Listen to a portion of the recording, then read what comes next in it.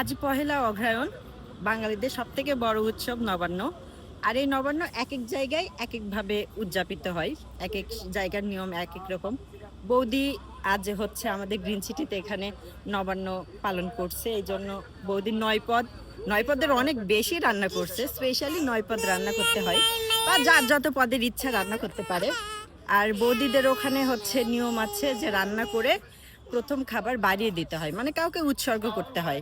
তো বৌদি বলো, তোমাদের গ্রামে হচ্ছে মানে বগুড়াতে কি হচ্ছে? আমাদের বগুড়ায় কেউ তাদের হচ্ছে প্রথম মৃত রান্না করে। ব্যক্তি হ্যাঁ, মৃত ব্যক্তির জন্য উৎসর্গ করে, কেউ আচ্ছা শিয়াল পণ্ডিতের জন্য করে, আচ্ছা, স্পেশালি হ্যাঁ শিয়াল বাইরে পণ্ডিত। দিতে হয়, কাউকে উৎসর্গ করে দিতে হয়। হুম, এটাই আর কি ritual। হ্যাঁ তো আমরা সবসময় এটা করে থাকি, বাইরে খাবার দেই আগে, হ্যাঁ হ্যাঁ, এই মতো গাড়ি তারপরে আসছে। খাবারটা খাই। হ্যাঁ, এখন এই খাবারটা হচ্ছে মানে শিয়াল পণ্ডিত বা হচ্ছে যার যে যাকে মৃত ব্যক্তি, হ্যাঁ হ্যাঁ। উৎসর্গ করার ইচ্ছে উৎসর্গ করে প্রথম খাবার, তারপরে নিজেরা সেই খাবার গ্রহণ করে।